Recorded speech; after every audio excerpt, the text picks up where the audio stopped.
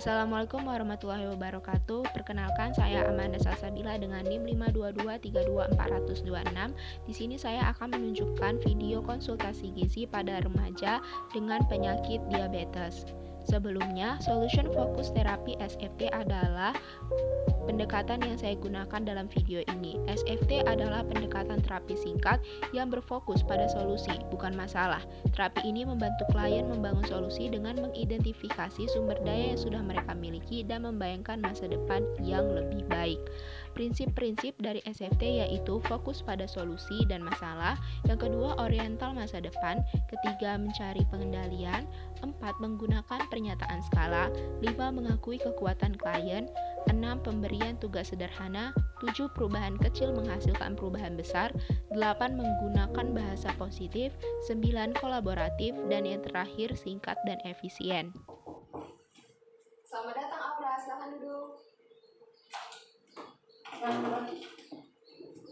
Nah Aura, kamu gimana nih hari ini kabarnya?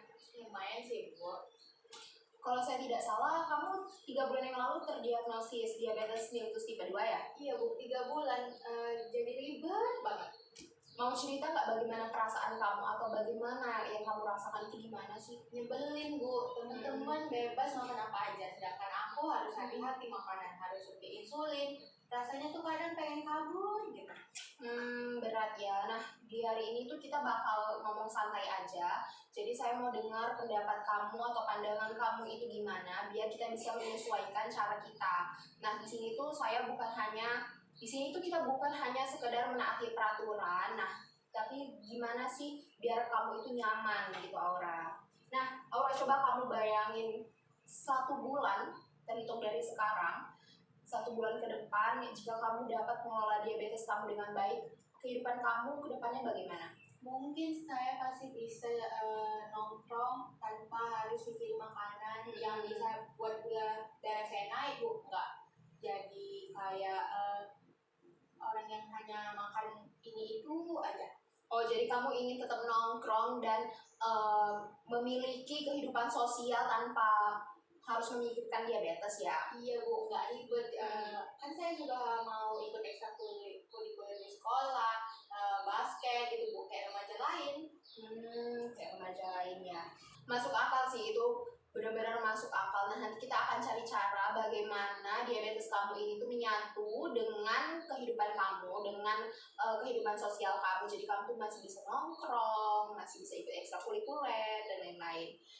Nah, selama 3 bulan ini kamu pernah nggak sih ada waktu di mana kamu itu dapat mengelola makanan kamu itu dengan baik? Minggu lalu, Bu, saya ikut kemah OSIS. Nah, di situ gula darah saya stabil. Loh, perkemahan, menarik tuh. Apa yang membuatnya berbeda? Mungkin karena saya koordinator logistik ya, Bu. Iya. Saya yang ngatur jatah makan mereka. Nah, jadi makannya jadi teratur gitu. Oh, jadi nih kamu itu jika diberi tanggung jawab atau kontrol, kamu dapat lebih mengelola makanan itu lebih bagus ya? Iya, mungkin juga karena aktivitas misi di sana banyak banget, Bu. Seperti itu ya. Nah, dari skala 1 sampai 10, di mana 1 itu kamu tuh sangat sulit untuk mengontrol diabetes kamu, dan 10 itu kamu sudah merasa nyaman. Nah, kamu itu sekarang ada di nilai berapa sih? Mungkin 4, Bu. 4. Kenapa 4? Kenapa nggak 3? Kenapa tidak 2? Karena sekarang tuh saya udah terbiasa dan udah tahu makan makanan apa yang sudah boleh atau yang saya harus hindari gitu, Bu. Kalau misalnya awal-awal itu saya sangat tidak terbiasa. Mungkin kalau awal-awal saya kasih nilai 2, Bu. Tapi itu udah kemajuan bagus sih. Nah, jadi sekarang apa langkah selanjutnya yang harus kita lakukan agar nilai kita itu naik 1 tingkat lebih tinggi? Misal 5. Mungkin saya harap sih saya bisa punya strategi, Bu, buat pesan menu di tempat kafe langganan saya itu sesuai dengan apa yang boleh saya makan. Oh, seperti itu ya. Dari pengalaman kemah tadi, apa sih yang bisa kamu terapkan di kehidupan sehari-hari kamu ini? Mungkin saya bisa ini, Bu, terlibat dalam rencana makan, bukan cuma nurut aja gitu. Oh, ya itu ide bagus sih. Gimana kalau enggak kita buat daftar bahan makanan yang kamu suka tapi masih aman. Kamu yang buat listnya. Boleh Bu, saya bisa sekalian riset makanan-makanan yang ada di kafe langganan saya. Nah, bagus. Kamu juga bisa ajak teman kamu nih yang udah tahu kondisi kamu. Jadi, biar kalian itu sama-sama mengelilingi kafe-kafe untuk mencari makanan yang aman untuk kamu. Gimana?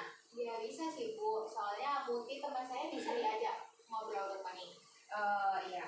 Aura, saya terkesan sama kamu. Tidak semua orang bisa menghadapi situasi ini seperti kamu. Saya juga sangat suka dengan inisiatif kamu. Saya juga sangat suka dengan bagaimana kamu ingin terjun langsung untuk membuat list. Kamu tidak kaku terhadap peraturan. Kasih ya Bu. Minggu depan apa yang mau kamu praktekkan? Saya bikin list dulu Bu, list makanan yang ada di kafe langganan yang saya suka dan baik untuk kadar gula darah saya Bu. Nah, itu sempurna, ide yang sangat bagus. Nah, tapi kamu jangan lupa untuk mencatat gula darah kamu saat stabil, dan sebelumnya kamu tuh melakukan apa, kamu jangan lupa catat ya. Baik Bu. Aura, saya cuma mau bilang, kamu itu bukan anak dengan diabetes, tapi kamu adalah Aura yang secara kebetulan harus mengelola diabetes. Jadi kamu tuh tetap masih bisa melakukan kegiatan kamu setiap hari, masih bisa nongkrong setiap hari, tapi kamu hanya perlu penyesuaian gitu ya, Aura. Nah, Aura, minggu depan kita akan mengadakan sesi konseling lagi. Kamu jangan lupa datang ya, Aura. Baik Bu, terima kasih. Iya, sama-sama, Aura. Hati-hati di jalan ya. Sekian video konsultasi gizi pada remaja. Terima kasih atas perhatiannya. Wassalamualaikum warahmatullahi wabarakatuh.